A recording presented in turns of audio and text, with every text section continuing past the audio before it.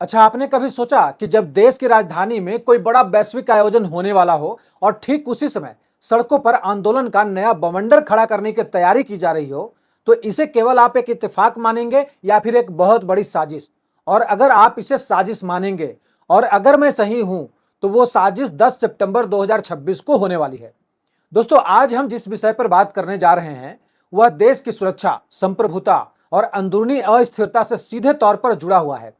इतिहास गवाह है कि जब जब भारत ने वैश्विक मंच पर अपनी नई ताकत दिखाई है, तब तब देश के भीतर किसी न किसी बहाने से अराजकता का एक नया मोर्चा खोल दिया गया। लेकिन आज हम उस पूरी रणनीति, उसके पीछे छिपे असली चेहरों, विदेशी ताकतों के हितों और भारत के प्रशासनिक ढांचे के सामने खड़ी चुनौतियों का एक एक करके पर्दाफाश करने वाले हैं। यदि आप सड़कों पर दिख रहे नए अभियानों को केवल एक आम विरोध प्रदर्शन समझ रहे हैं, तो जरा सा रुकिए और गहराई से समझिए। आंदोलन का स्वरूप पूरी तरह से बदल चुका है आज के डेट में। शुरुआती दौर में जिन लोगों ने खुद को निर्दोष छात्रों का प्रतिनिधि बताकर जनता की सहानुभूति बटोरी थी, आज उनका वह मुखौटा उतर चुका है। अब इन आंदोलनों का छात्रों के वास्तविक कल्याण, उनकी शिक्षा या परीक्षाओं से कोई लेना देना नहीं रह गया है। अब यह एक विशुद्ध राजनीतिक प्रोजेक्ट बन चुका है, जिसका अंतिम लक्ष्य एक नया राजनीतिक दल खड़ा करना है। राजनीतिक दल बनाना लोकतंत्र का हिस्सा है, लेकिन असली चिंता की बात वह तरीका है जिसे अपनाकर सत्ता तक पहुंचने या फिर सत्ता को झुकाने की कोशिश की जा रही है। और वह तरीका है देश के भीतर निरंतर अस्थिरता और अराजकता पैदा करना। आंदोलनकारियों की हालिया गतिविधियों और उनकी घोषणाओं को अगर आप एक टाइमलाइन पर रखकर देखें, तो एक सोची समझी योजना साफ दिखाई देती है। 15 अगस्त यानी कि आज, जब पूरा देश स्वतंत्रता दिवस मना रहा था और प्रधानमंत्री लाल किले की प्राचीर से राष्ट्र को संबोधित कर रहे थे, ठीक उसी समय कॉकरोच जनता पार्टी ने स्कूल ठीक करो अभियान का ऐलान किया। 15 अगस्त जैसे राष्ट्रीय पर्व और प्रधानमंत्री के भाषण के वक्त इस प्रकार के अभियान को लॉन्च करने का मुख्य उद्देश्य देश के बुनियादी मुद्दों को सुधारना नहीं, बल्कि राष्ट्रीय और अंतर्राष्ट्रीय मीडिया का ध्यान अपनी ओर खींचना था। यह पीआर और मीडिया मैनेजमेंट की एक बेहद सटीक और सोची समझी रणनीति का हिस्सा था। दुनिया भर में रिजीम चेंज यानी कि सत्ता परिवर्तन के जितने भी गुप्त ऑपरेशन चलाए गए हैं, उनका पहला नियम यही होता है कि हमेशा किसी बेहद संवेदनशील, जायज और भावनात्मक मुद्दे की आड़ ली जाए। कोई भी संगठन जब सीधे तौर पर यह कहेगा कि उसका मकसद सरकार गिराना या फिर देश को नुकसान पहुंचाना है, तो जनता कभी भी उसका साथ नहीं देगी। इसीलिए जनता की सहानुभूति हासिल करने के लिए शिक्षा, स्वास्थ्य या फिर जनहित से जुड़े असली मुद्दों को एक ढाल की तरह इस्तेमाल किया जाता है। अब अगर एक जेन्युइन रीजन उठा दिया जाए कि नहीं भाई, बाथरूम ठीक करो, स्कूल ठीक करो, लोगों को जेन्युइन प्रॉब्लम लगता है कि अरे हाँ, स्कूल में तो ये चीज टूटा हुआ, वो चीज टूटा हुआ। उनके ये दिमाग में कभी नहीं, कतई नहीं जाता कि उसे तोड़ने वाला हम हैं, लेकिन उनको ये जरूर आ जाता है कि हाँ भाई, बाथरूम टूटा हुआ है। तो ये लोग इसी तरह के पहले मुद्दे उठाते हैं। अब जनता उस मुद्दे से इमोशनली जुड़ जाती है, जबकि पर्दे के पीछे जो मास्टरमाइंड बैठे होते हैं, वो जो होते हैं, वो अपना एक मुख्य एजेंडा चलाते रहते हैं और उसको आगे बढ़ाते हैं, जिसका सीधा संबंध देश को अस्थिर करने से होता है। अब जरा 10 सितंबर की तारीख पर गौर कीजिए। आंदोलनकारियों ने 10 सितंबर से अपने अगले बड़े अभियान क्या बोलती पब्लिक की घोषणा की है। कोई भी व्यक्ति यह सवाल पूछ सकता है कि आखिर 10 सितंबर की तारीख को ही क्यों चुना गया, तो इसका सीधा जवाब है कि 12 और 13 सितंबर को नई दिल्ली में ऐतिहासिक ब्रिक्स शिखर सम्मेलन का आयोजन होने जा रहा है। दुनिया के सबसे शक्तिशाली देशों के राष्ट्राध्यक्ष और राजनयिक दिल्ली पहुंच रहे होंगे। ठीक उसी समय दिल्ली की सड़कों पर विरोध, अव्यवस्था और हंगामे की तस्वीरें दुनिया भर के चैनलों पर प्रसारित करने की तैयारी है, ताकि अंतर्राष्ट्रीय स्तर पर भारत की एक कमजोर, असुरक्षित और अशांत देश की छवि बनाई जा सके। ब्रिक्स सम्मेलन केवल एक औपचारिक बैठक नहीं है। इस बार इसमें दो ऐसे बड़े फैसले किए जाने की पूरी संभावना है जो वैश्विक अर्थव्यवस्था की दिशा बदल सकते हैं।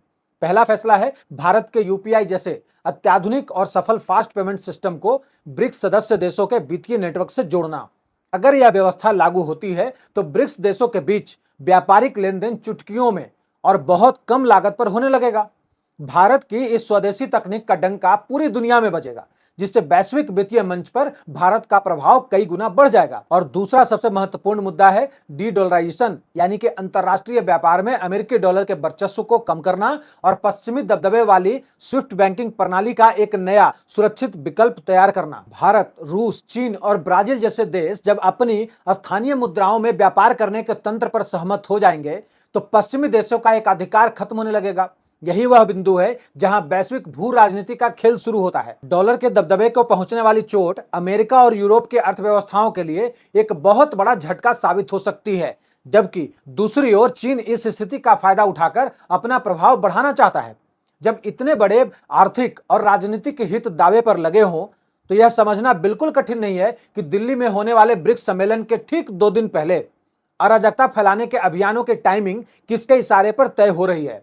डीडोलराइजेशन और भारत के वित्तीय नेतृत्व से जिन अंतरराष्ट्रीय शक्तियों को नुकसान पहुंचने का डर है, वे भारत के भीतर ऐसे मोहरों की तलाश में रहती है जो बहुत कम लागत में देश के भीतर हंगामा खड़ा कर सके। जब भी भारत कोई बड़ा आर्थिक कदम उठाने वाला होता है, ठीक उसी वक्त देश के किसी न किसी कोने में अचानक विरोध प्रदर्शन की बाढ़ आ जाती है। यह कोई संयोग नहीं है, बल्कि वैश्विक शक्तियों का एक परोक्ष युद्ध है। इस पूरी प्रक्रिया में न्यायपालिका और संवैधानिक संस्थानों का इस्तेमाल भी एक हथियार के रूप में किया जा रहा है। सितंबर के महीने में ही देश के शीर्ष अदालत यानी कि सुप्रीम कोर्ट में प्रधान न्यायाधीश यानी कि सीजेआई द्वारा प्रयुक्त एक विशिष्ट शब्द से जुड़ी याचिका पर सुनवाई होने वाली है। आंदोलनकारियों और उनके रणनीतिकारों की दिलचस्पी इस बात में बिल्कुल नहीं है कि कोर्ट का अंतिम फैसला क्या आता है। उनका मुख्य उद्देश्य तो कोर्ट की सुनवाई के दौरान वकीलों द्वारा की जाने वाली तीखी बहसों और जजों द्वारा की जाने वाली मौखिक टिप्पणियों के छोटे छोटे वीडियो क्लिप्स को काटकर सोशल मीडिया पर प्रसारित करना है, ताकि न्यायपालिका और सरकार दोनों के खिलाफ एक जहरीला माहौल बनाया जा सके। जंतर मंतर पर हाल ही में हुए हिंसक प्रदर्शनों की सच्चाई को जरा देखिए, जहां कानून और व्यवस्था बनाए रखने की कोशिश कर रहे 108 पुलिसकर्मी घायल हुए, जबकि 60 प्रदर्शनकारियों को भी चोटें आई। इतने बड़े पैमाने पर हिंसा होने और दर्जनों पुलिसकर्मियों के लहूलुहान होने के बावजूद हिंसा के मुख्य आयोजकों और जिम्मेदार चेहरों पर जो सख्त कानूनी कार्रवाई होनी चाहिए थी, वह देखने को नहीं मिली है। जब सरकारी तंत्र किसी विशेष समूह या फिर आंदोलनकारियों के खिलाफ सख्त कदम उठाने से हिचकता है, तो आम जनता के बीच यह संदेश जाता है कि यहां गुड वर्सेस बैड टेररिज्म, यानी कि या कह सकते हैं कि अच्छे और बुरे उपद्रवी जैसे दोहरा पैमाना अपनाया जा रहा है।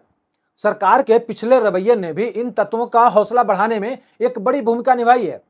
जब पिछले प्रदर्शनों के दबाव में आकर सरकार ने शिक्षा मंत्री तक का इस्तीफा स्वीकार कर लिया, तो आंदोलनकारियों ने इसे अपनी सबसे बड़ी जीत माना। किसी भी लोकतांत्रिक सरकार द्वारा बिना किसी ठोस कारण के केवल विरोध के दबाव में सरेंडर करना उन ताकतों को बल देता है जो व्यवस्था को चुनौती देना चाहती है।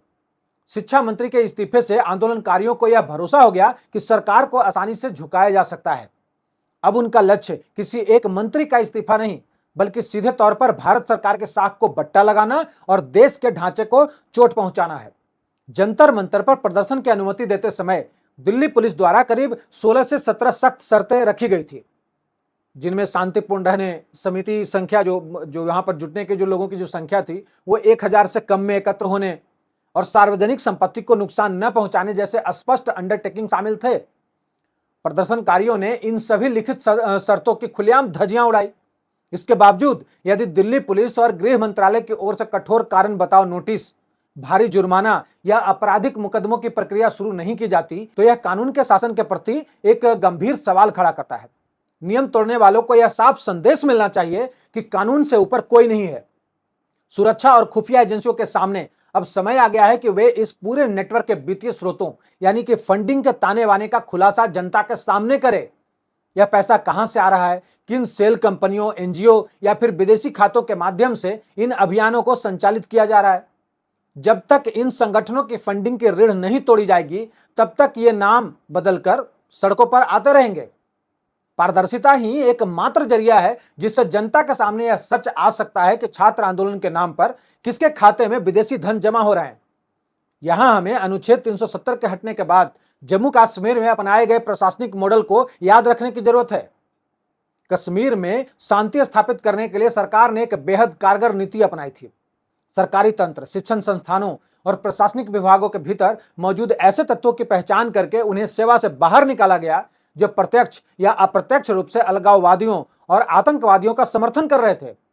आज वही कश्मीर मॉडल दिल्ली में केंद्र सरकार के स्तर पर लागू करने का समय आ गया है। सरकारी व्यवस्था के भीतर बैठकर देश विरोधी एजेंडे को हवा देने वाले सह अपराधियों पर बिना किसी संकोच के कार्रवाई होनी ही चाहिए। भारत के पूर्व सीडीएस जनरल बिपिन रावत ने हमेशा भारत के सामने खड़ी चुनौतियों का जिक्र करते हुए 2.5 फ्रंट वार की चेतावनी दी थी। पहला फ्रंट चीन, दूसरा पाकिस्तान और आधा मतलब 0.5 फ्रंट देश के अंदर छिपे हुए तत्व, वो गद्दार जो देश को अंदर से खोखला करते हैं।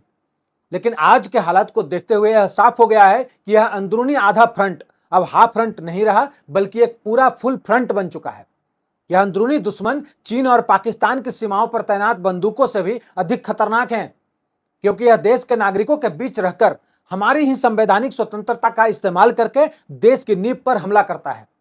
किसी भी राष्ट्र के जीवित रहने के लिए शत्रुबोध यानी कि अपने वास्तविक दुश्मन की पहचान होना सबसे पहली शर्त है। जब तक कोई समाज यह नहीं समझ पाता कि उसका असली दुश्मन कौन है और मित्र कौन है, तब तक वह अपनी रक्षा नहीं कर सकता। वैचारिक भ्रम और निरपेक्षता के नाम पर अंदरूनी दुश्मनों को छूट देना आत्मघाती साबित होता है। देश के नागरिकों और नीति निर्माताओं दोनों को यह स्पष्ट रूप से स्वीकार करना होगा कि जो तत्व देश के अंतर्राष्ट्रीय गौरव को नुकसान पहुंचाने और सड़कों पर हिंसा फैलाने का काम कर रहे हैं, वे किसी भी रूप में शुभ चिंतक नहीं हो सकते। एग्जाम्पल में सीजेपी के मुख्य बाबू, जिसे हम अभिजीत दीपके कहते हैं, उसमें इतनी हिम्मत नहीं है कि वे सीधे उन राज्यों में जाकर जनता का सामना कर सके जहां उनके तर्कों की धज्जियां उड़ सकती है। ये भाई साहब स्वास्थ्य और टाइफाइड का बहाना बनाकर खुद को छिपाया और महाराष्ट्र के आरामदेह पार्कों और एसी कमरों में बैठकर गुप्त रणनीतिक बैठकें आयोजित करते रहे। इनके इरादे पूरी तरह से शीशे की तरह साफ हैं, देश में अराजकता फैलाना और कुछ नहीं। और यह आम पब्लिक पूरी तरह से समझ चुकी है और जैसे जैसे समझ रही है, इनको सबक भी सिखाया जा रहा है। आप दिल्ली का कंडीशन देख लीजिए, यहां पर एक पार्क में बैठकर ये लोग आपस में कुछ मीटिंग कर रहे थे, वहां पर आम पब्लिक पहुंच जाती है और इनको भगाया जाता है वहां से। तो ये धीरे धीरे कंडीशन आ रही है और मुझे उम्मीद है 1 से 2-3 महीने के अंदर ये जहां भी जाएंगे इनको आम पब्लिक मारकर भगाएगी। क्योंकि भाई आम पब्लिक को इतना तो समझ में आ रहा है कि कौन देश के हित में बात कर रहा है और कौन देश को तोड़ने के लिए बात कर रहा है। तो अगर आपका एक गुट है देश विरोधी का, तो देश का जो सेवा करने वाले लोग हैं वो भी वहां पर पहुंचने वाले हैं, पहुंच रहे हैं लोग। ये इनको समझना पड़ेगा, लेकिन इनको अभी समझ में नहीं आ रही है। लेकिन दुख की बात यह है कि कुछ भ्रम आंदोलनकारियों के मन में नहीं है, बल्कि सरकार और सत्ताधारी दल के भीतर है, जो यह तय नहीं कर पा रहे हैं कि इन उपद्रवियों से सख्ती से निपटा जाए या राजनीतिक नफा नुकसान का हिसाब लगाया जाए। इस स्थिति से निपटने का एकमात्र रास्ता यही है कि सरकार किसी भी राजनीतिक दबाव, मीडिया ट्रायल या फिर अंतर्राष्ट्रीय मानवाधिकार संगठनों की फर्जी रिपोर्ट की परवाह किए बिना देश के कड़े कानूनों का इस्तेमाल करे। भारत की सुरक्षा एजेंसियां, पुलिस और खुफिया तंत्र दुनिया के सबसे सक्षम निकायों में से एक है। उन्हें किसी नई शक्ति की जरूरत नहीं है, बल्कि सिर्फ इस बात की जरूरत है कि उन्हें राजनीतिक हस्तक्षेप से मुक्त करके पूर्ण रूप से फ्री हैंड दिया जाए, जैसे बॉर्डर पर अभी दिया गया है। अगर बॉर्डर से कुछ ऐसा संदिग्ध काम होता है तो उनको फ्री हैंड है, जो करना है आप करिए। सेम कंडीशन देश के अंदर पुलिस वालों को देना होगा। जब एजेंसियों को बिना किसी बंदिश के काम करने दिया जाएगा तो वे देश विरोधी ताकतों के इस पूरे गठजोड़ को कुछ ही दिनों में ध्वस्त कर सकती है। आज के दौर में भू राजनीति और युद्ध का सबसे खतरनाक मैदान सोशल मीडिया बन चुका है, जहां नैरेटिव का खेल खेला जाता है। जब देश के प्रधानमंत्री का एक आधिकारिक वीडियो सोशल मीडिया प्लेटफॉर्म द्वारा घंटों तक रोका जा सकता है और मेटा जैसी वैश्विक टेक कंपनियां खुद यह स्वीकार करती है कि पैसे लेकर फर्जी नैरेटिव को बढ़ावा दिया गया, तो इसे केवल एक औपचारिक माफी से खत्म नहीं किया जा सकता।